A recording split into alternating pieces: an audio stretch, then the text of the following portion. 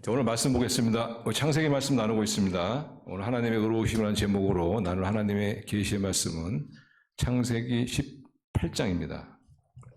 18장인데 우리 다 읽기에는 시간상 좀 제한이 돼서 부분만 읽도록 하겠습니다. 창세기 18장 1절에서 7절까지만 읽도록 하겠습니다. 그러나 18장 전체의 내용임을 알려드립니다. 자, 하나님의 계시의 말씀 교독하겠습니다. 1절 제가 먼저 읽겠습니다. 여호와께서 마블의 상수리 나무들이 있는 곳에서 아브라함에게 나타나시느니라. 날이 뜨거울 때 그가 장막문에 앉아있다가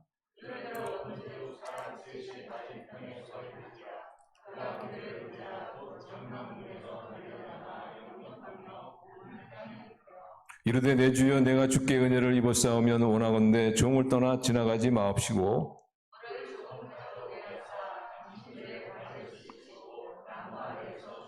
내가 떡을 조금 가져오르니 당신들의 마음을 상쾌하게 하신 후에 지나가소서. 당신들이 종에게 오셨음이니이다. 그들이 이르되 내 말대로 그리하라.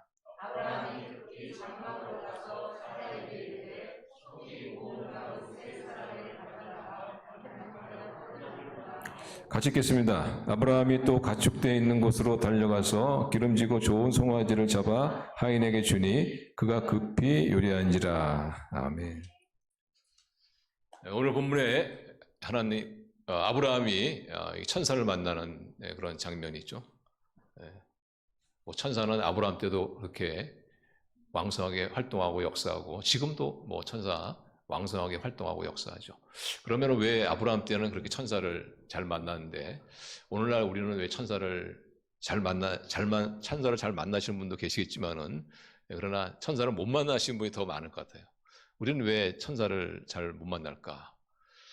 1번, 천사가 존재하지 않기 때문에. 2번, 천사에 대한 잘못된 그림을 가지고 있기 때문에. 정답은 2번입니다. 2번.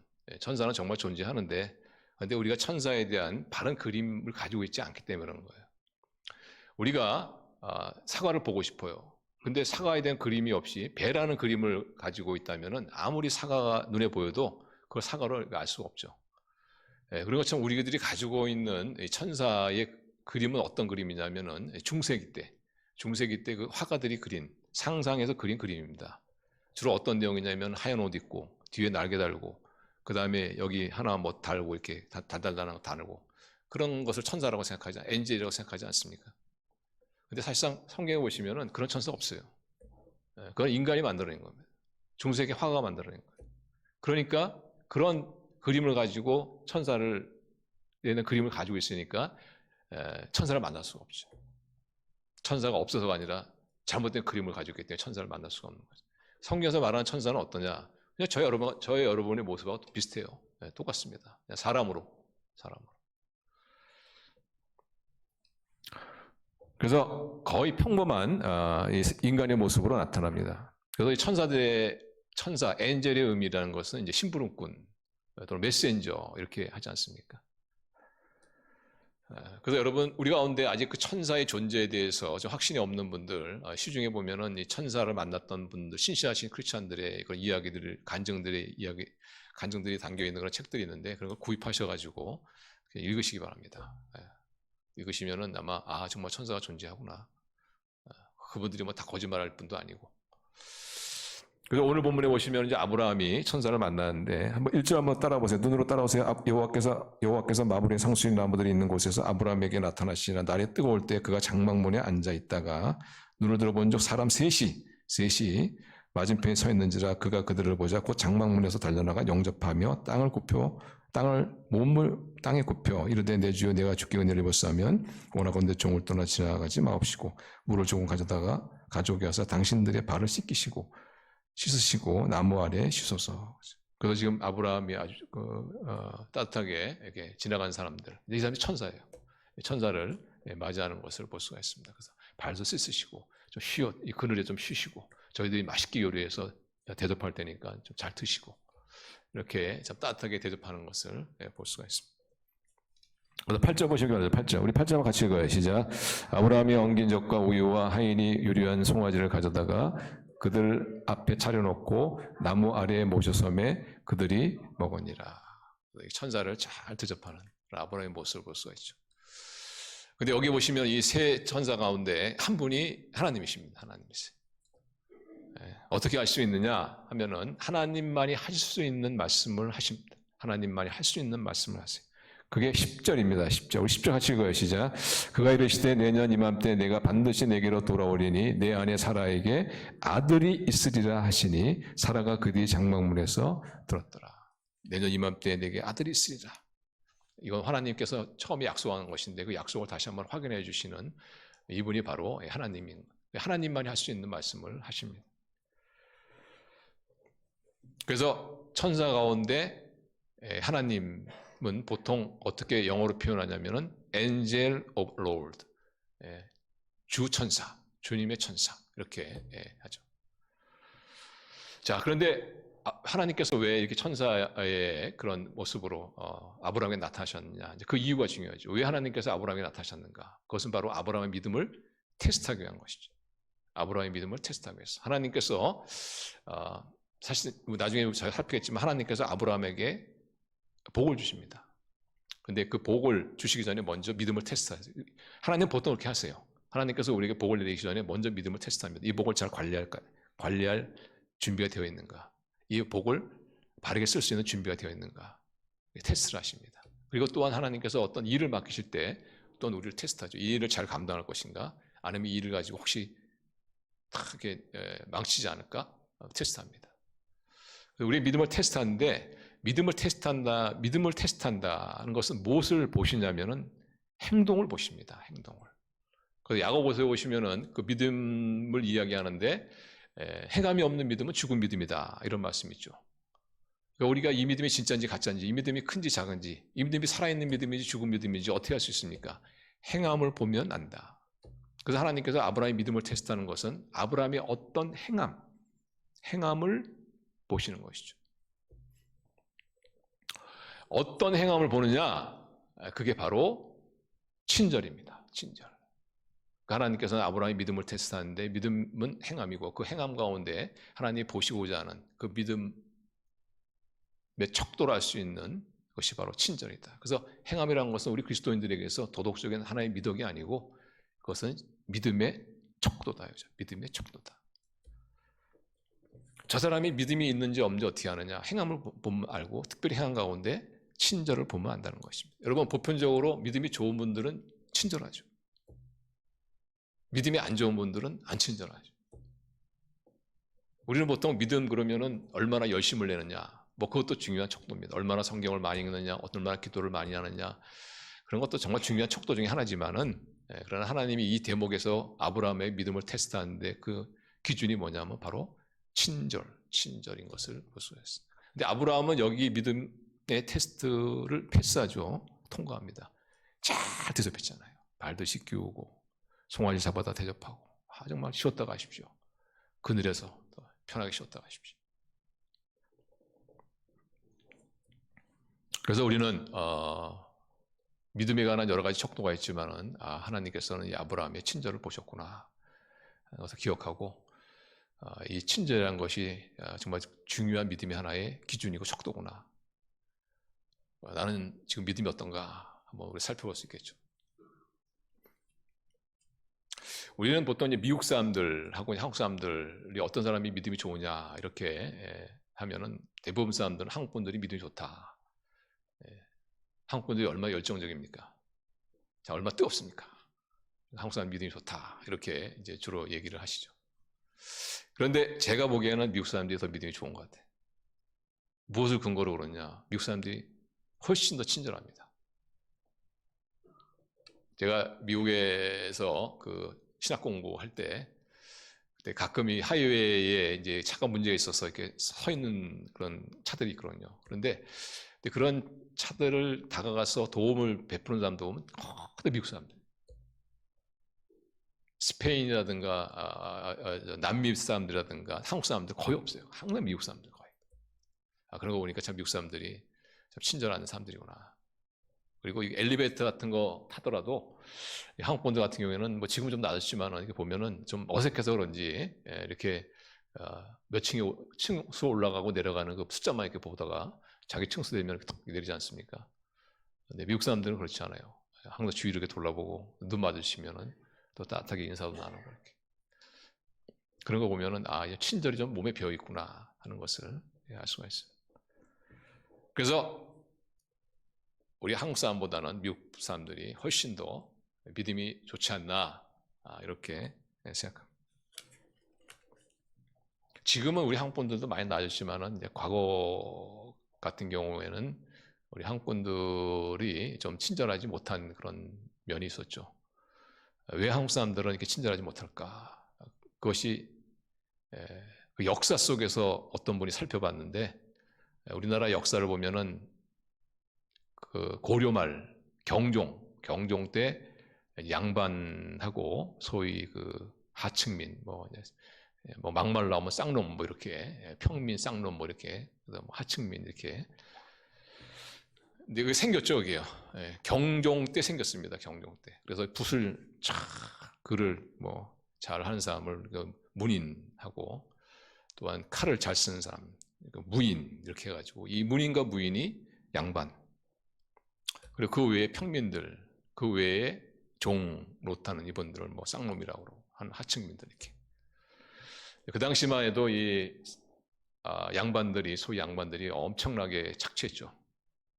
그 평민들 또는 하층민들을 정말 뭐 아주 노예처럼 착취하는 그런 역사가 있습니다. 그때에 그 인구 조사를 했는데 그 양반이 10%밖에 안 됐어요. 나머지 90%는 다 하층민이었어요. 그런데 그 후 150년이 지났는데, 그 150년이 지나는 과정에 소위 말하는 수공업이 발달이 된 거죠. 그러면서 사람들이 돈을 벌기 시작합니다. 그 재력을 가진 사람들이 서서히 나타나기 시작하는 거예요. 그러면서 그 하층민들이 돈으로 양반을 사고, 또는 어떤 경우는 자기 신분을 거짓으로 바꾸고, 거짓말로 해서 양반으로 바꾸는 그런 일들이 많이 일어나죠. 그 대구에 있는 어떤 한 인구조사에서 조사를 했는데, 150년 후에 조사했는데, 그때 양반이 몇 프로였느냐? 60%. 그 다음에 평민이 30%. 하층민, 종에 있는 분들이 한 10%도 안 되는. 어떻게 그런 큰 변화가 있었느냐 하면은, 돈을 가지고 자기 신분을 사고, 그리고 또 뭐 어떻게 서류 조작해서 자기 신분을 양반으로 바꾸고, 그런 일이 있었는데, 그럼에도 불구하고 오랜 동안의 그 하층민으로서의 삶에 젖어 있는 자기의 어떤 그런 본 모습은 지워지지가 않는 거죠. 지워지지 않는 거. 그러니까 신분만 그냥 양반이 된 거지, 자기 몸은 평민이나 또는 종에 아주 익숙해 있는 그런 컴플렉스가 있는 거죠. 컴플렉스가. 그래서 자기를 무시한다 그러면 이제 막 참을 수가 없는 거죠. 왜냐, 자기가 하층민이었을 때 무시당했던 그런 상처가 있기 때문에. 남이 날 무시한다 그러면 이제 그걸 못 참는 것이, 그게 이제 컴플렉스가, 이제 그런 컴플렉스가 있는 거예요. 또 하나의 컴플렉스가, 누가 빼앗기는 것을 참지 못합니다. 빼앗기는 것을. 왜냐하면 하도 많이 빼앗겨는 그런 서름이 있기 때문에, 누가 나를 빼앗는다 그러면 그걸 참지 못하는 거예요. 분노가 폭발하는 거예요. 또 하나의 컴플렉스가 뭐냐면은, 누가 나를 지시하고 시키는 것, 이것을 참지 못하죠. 왜냐하면 항상 지시만 받고 살았기 때문에, 거기에 대한 어떤 컴플렉스가 있기 때문에, 누가 나를 지시한다 그러면 그것을 잘 받지 못하는. 그래서 우리 한국 분들 같은 경우에는 특히 지도자들을 잘 따르지 않죠. 그 단체 여행 가도 가이드의 말을 잘 따르지 않습니다. 그런 것들이 아마 역사 속에서 어떤 그런 불행한 역사 가운데 잠재되어 있는 어떤 컴플렉스가 아니냐. 그렇기 때문에 우리 한국 사람들이 조금 덜 친절하지 않느냐. 근데 저한테는 좀 일리가 있는 것 같아요. 저도 그런 걸 좀 이렇게 감안해서 제 자신을 살펴보면은, 저는 4개 다 있는 것 같아요. 4개 다 있는 것 같아요. 그런 컴플렉스가 있는 것 같아요. 그래서 우리 신앙의 척도라는 것은, 믿음의 척도는 친절 아닙니까? 그래서 우리는 이 친절한 그런 삶을 살아야 되는데, 그게 쉽지가 않단 말이죠.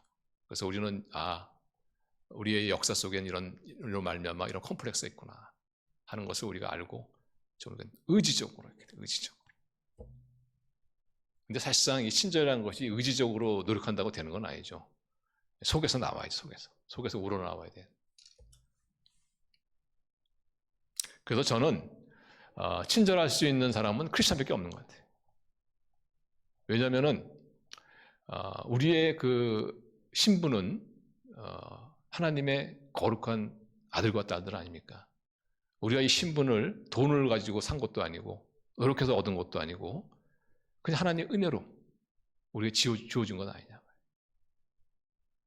근데 우리의 마음이 바뀌려면은 우리가 이 정체성, 내가 어떤 존재냐, 이에 대한 정체성에 대한 확신이 있어요.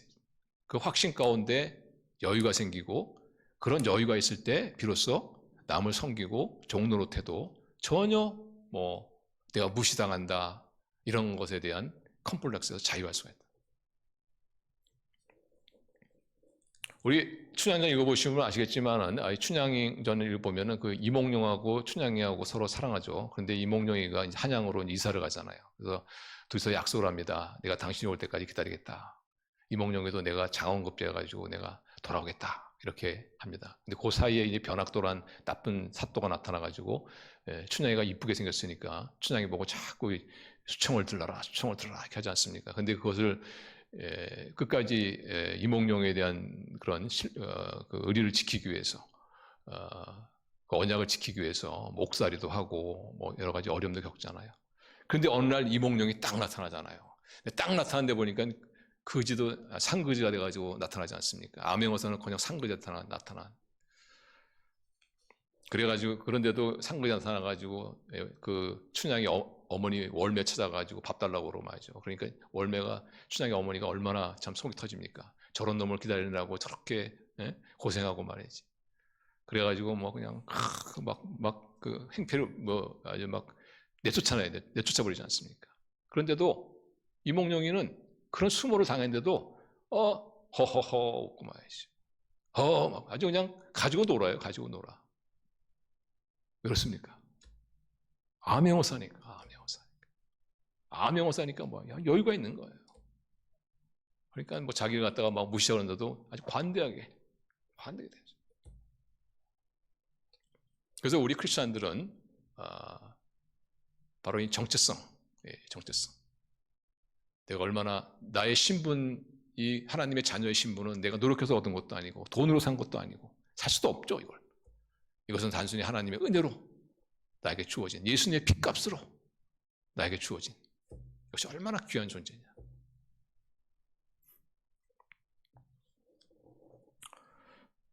그리고 또한 우리가 쓰임받기 위해서는 그 친절한 사람이 되죠. 친절한 사람. 왜냐하면 하나님께서는 친절을 보시고 우리를 일꾼으로 삼아주시는 그런 하나님이시기 때문에. 어떤 공동체든지 보면은 그 친절한 공동체가 부흥하는 것 같아요. 제가 보기에는. 우리 교회도 열심히 친절하면은 부흥할 줄로 믿습니다. 지금 너무나 우리 교회 성도님들은 너무나 친절하시니. 그렇죠. 교회에 새로 오신 분 있으면 다가가서 따뜻하게 말 한 때 해주시고, 제가 도와드릴 거 있습니까? 그런 교회가 부흥 안 하면 좀 이상하죠. 잘 섬기고, 제가 도와드릴 힘이 될 부분이 있습니까? 그런 어떤 공동체, 정말 그 공동체는 부흥할 수밖에 없는. 우리 속으로도 마찬가지인 것 같아요. 속으로도 가정을 오픈하고, 음식을 잘 섬기고, 그런 그 얼마나 따뜻함이 있습니까? 안 하면 이상한 거죠. 부흥 안 하면 이상.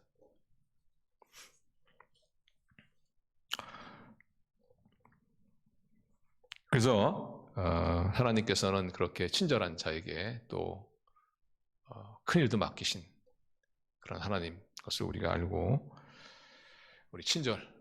그렇지만 내 안에는 어떤 한국인의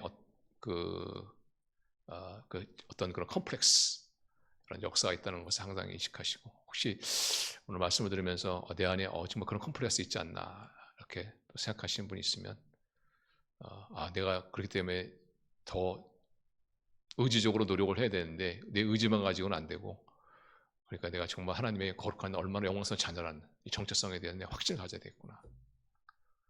그래서 그런 정체성의 근거에서 우리 정말 친절을 한 그런 더욱더 아름답고 빛나는 사람이 되어져서 우리 하나님의 또 축복을 받고 더 크게 쓰임 받으시는 그런 저 여러분 될 수 있기를 바랍니다. 초대교회도 오시면은 이 감독의 어떤 자격 가운데 중요한 자격으로서 바로 친절, 손님 대접하는 거, 섬기는 거, 종노릇하는 것, 이런 것들을 얘기하고 있죠.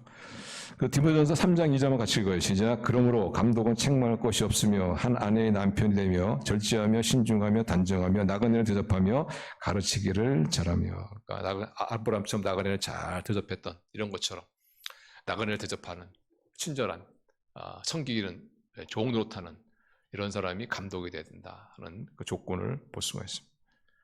그래서 우리는 알아야 됩니다. 이 친절이라는 것이 단순한 어떤 미덕이다 이렇게 생각하면 안 됩니다. 친절한 것은 바로 우리 믿음의 척도다.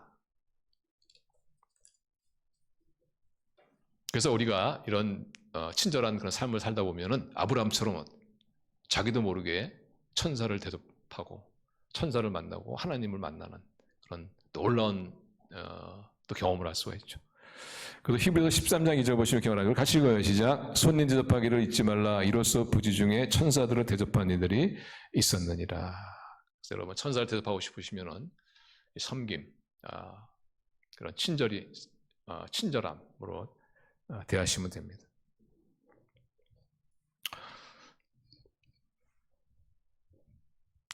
이 테스트를 아브라함이 통과하죠. 네. 그래서 하나님께서 친절한 것을 통해서 아브라함의 믿음을 테스트했는데, 아브라함이 통과했을 때 그때 하나님께서 두 가지 복을 주십니다. 두 가지 복. 하나는 이미 약속했던 복이지만은 내가 큰 민족을 이룰 것이고, 또한 그 너의 후손 가운데 많은 왕들이 일어날 것이다 하는 것을 확실하게 딱 확인시켜주는 그런 복을 주십니다. 그게 바로 10절입니다. 10절. 그가 이르시되 내년 이맘때 내가 반드시 내게로 돌아오리니 내 안에 사라에게 아들이 있으리라 하시니 사라가 그뒤 장막문에서 들었더라. 아주 구체적이죠. 사라 너에게 아들이 있을 것이다. 이맘때 있을 것이다. 언제? 이렇게 구체적으로. 그 다음에 또 하나의 축복이 뭐냐면은 멸망의 위기에 있는 소돔의 구원을 위해서 중보기도할 수 있는, 아브라함이 중보기도할 수 있는 그런 기회를 주십니다. 그 소돔에 누가 있냐면은 조카 롯이 있거든요. 그러니까 조카 롯을 살릴 수 있는 그 기회를 주시는 거예요. 얼마나 큰 축복입니까? 여러분이 사랑하는 어떤 사람을 여러분이 살릴 수 있는 그런 어떤 기회를 단다는 것, 굉장히 큰 축복입니다. 그래서 아브라함이 소돔을 위해서 중보기도 하잖아요. 중보기도 하는. 그 중보기도 하는 것이 뒤에 말씀에 쭉 나옵니다. 18장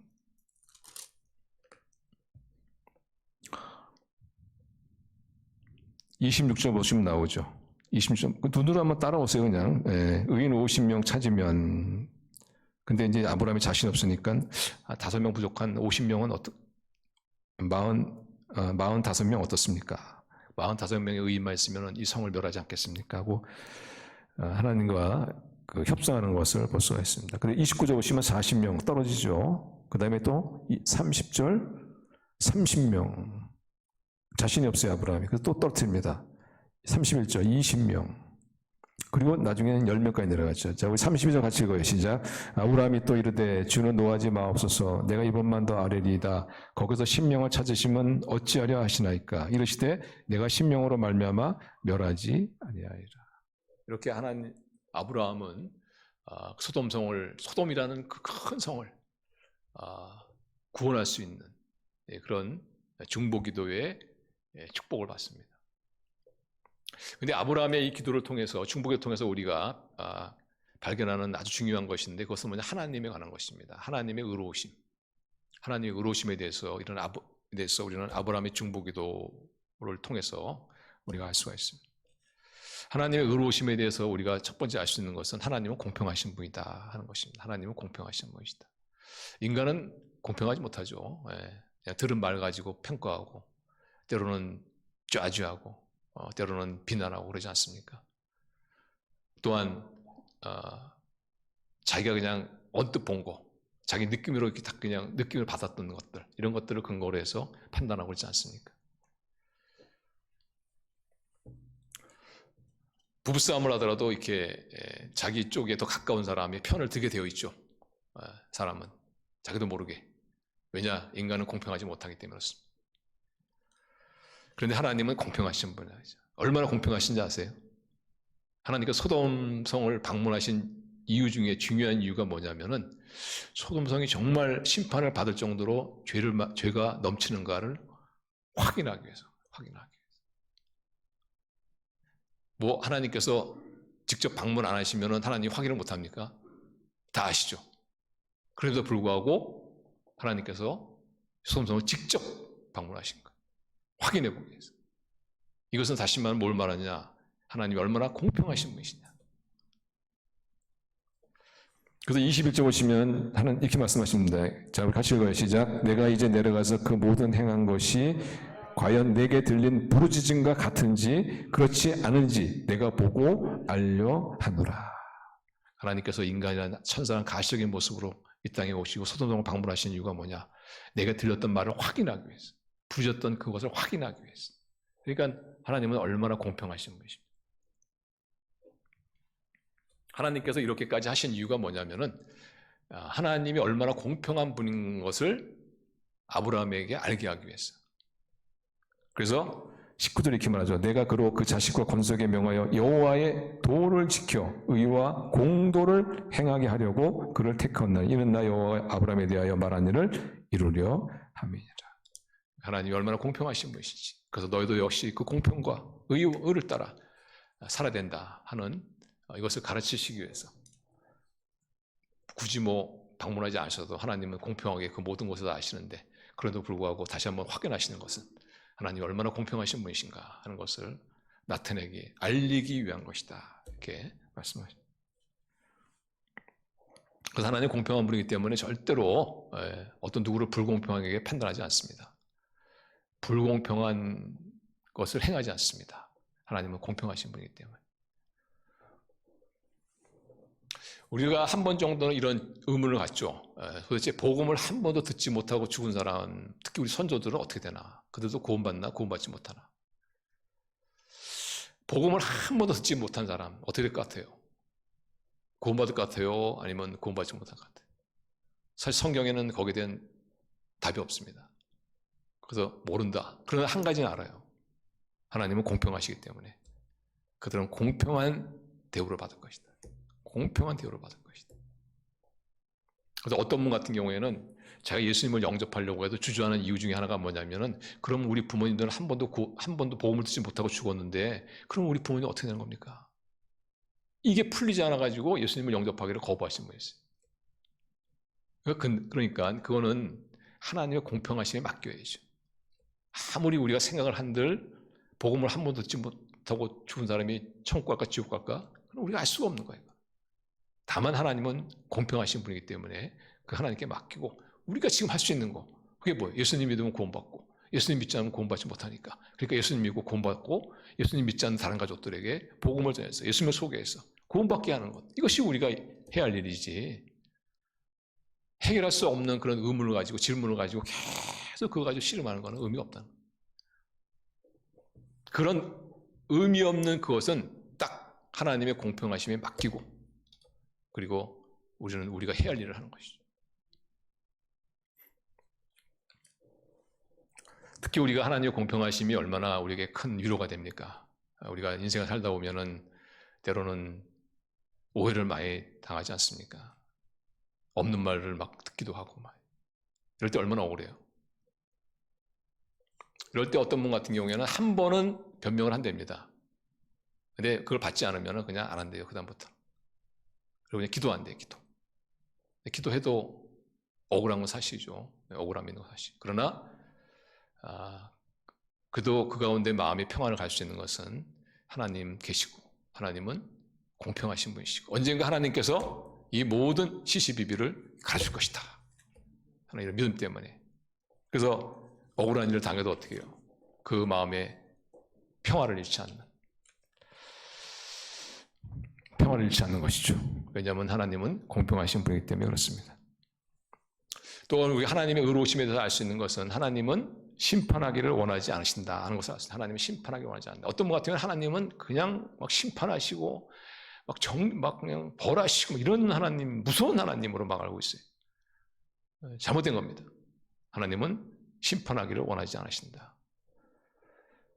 소돔이라는 성은 썩을 때 썩은 도시죠. 심판받아 마땅합니다. 그런데 하나님께서는 아브라함에게 중보할 수 있는 기회를 주시고 아브라함이 중보할 때 어떻게 그걸 다 들어주지 않습니까? 처음에는 50명 시작했다가 45명, 40명, 30명, 20명, 나중에 10명까지 하나님께서 다 들어주시잖아요. 그래, 의인 10명만 있으면 내가 심판하지 않겠다. 여기서 우리는 어떤 하나님을 발견합니까? 하나님은 심판을 원하지 않는 하나님. 하나님은 막 벌 주고 망하게 하고 뭐 이런 걸 원하지 않는 분이야. 그래서 우리가 인생을 살다 보면은 좀 이해하기 어려운 것들 있잖아요. 특별히 아주 악한 사람들이 득세하고 잘 되는 거 보면 그럼 하나님 뭐 하시나? 이런 생각하지 않습니까? 하나님 뭐 하시겠어요? 기다리시죠. 돌아오기를. 왜냐 하나님은 벌 주고 심판하기를 원하지 않는 분이기 때문에. 그런데 만약 하나님께서 죄질 때마다 벌을 준다면 아마 여기 계신 분들 한 분도 지금 안 계실 것 같아요. 생각에는. 저를 포함해가지고. 그때마다 지긋지긋 벌 준다면. 우리도 마찬가지. 하나님이 오래 참으시니까. 회개하고 돌아오기를 오래 참으시니까. 그런데 이런 하나님의 인내하심, 하나님의 기다리심을 우리는 어떻게 오해하냐면은 하나님이 안 계신 거 아닌가? 내가 이렇게 죄를 짓는데 아무 일도 없는 거 보니까 하나님이 안 계신 거 아닌가? 아니면 하나님은 나에게 관심이 없는 게 아닌가? 아니면 하나님은 이런 죄를 갖다가 어떻게 벌할 수 있는 그런 능력이 없는 분이 아닌가? 이렇게 오해하죠. 근데 그건 하나님에 대한 오해고 하나님은 어떻게? 심판하기를 가능하면 원하지 않는 분이기 때문에 기다리시고 회개하고 돌아오기를 기다리시는 그런 하나님이십니다. 그렇지만 하나님의 인내도 언제나 한계가 있습니다. 한계가 있어요. 그래서 우리가 어떤 죄를 짓고 처음에는 겁이 났는데 괜찮거든요. 다음에는 좀 더 편한 마음으로 죄를 짓고 그 다음에는 아주 익숙해 죄를 짓고 그러면서 정말 뭐 하나님이 뭐 관심이 없나? 하나님이 뭐 어떻게 해결할 수 없나? 이 문제를 다룰 수 없나? 그거는 하나님의 심판을 원하지 않는 하나님에 대한 오해입니다. 그러나 하나님의 인내는 한계가 있다는 걸 알아야 돼요, 우리가. 그래서 그런 오해에서 벗어나서 우리가 죄를 범하면 즉각적으로 회개하고.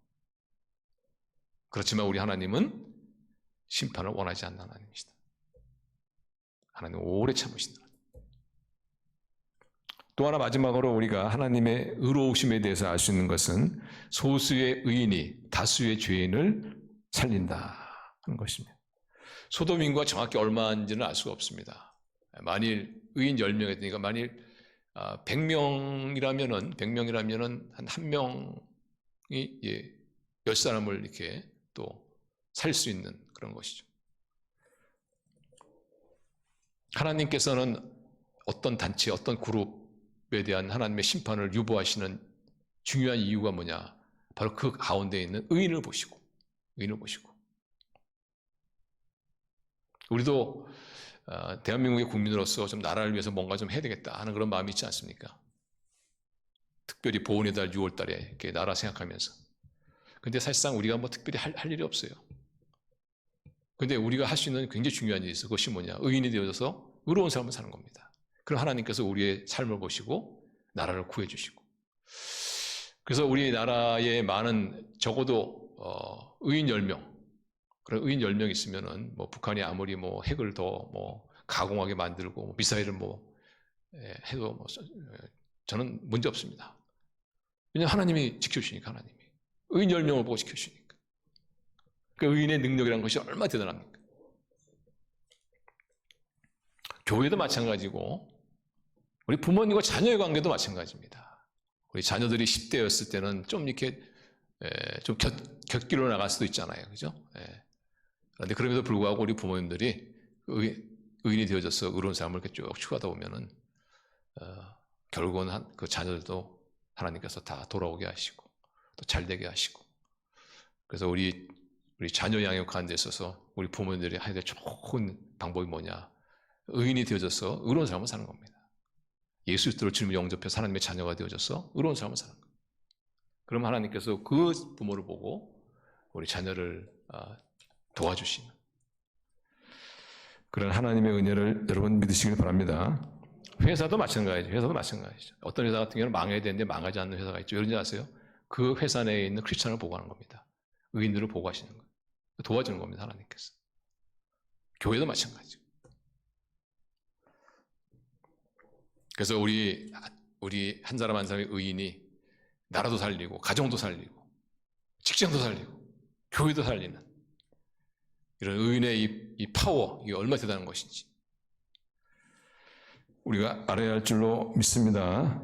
네, 의로운 삶을 살다 보면은 또 남에게 또 어려움도 당하고 또 오해도 받고 또 뭐 핍박도 받고, 예수님도 핍박 받은 것처럼. 그렇지만 우리가 그런 핍박이나 어려움 가운데 있더라도 나로 이 받는 의로움으로 받는 이 핍박으로 말미암아 가정이 살고 교회가 살고 나라가 산다는 거, 그런 하나님의 놀라운 역사를 여러분 믿으시고, 여러분 한 분 한 분이 의인으로서 의로운 삶을 살아서 가정을 살리고 교회를 살리고 나라를 살리신 데 쓰임받는 하나님의 귀한 일꾼 되시기를 주님 이름으로 축원합니다. 기도하시겠습니다.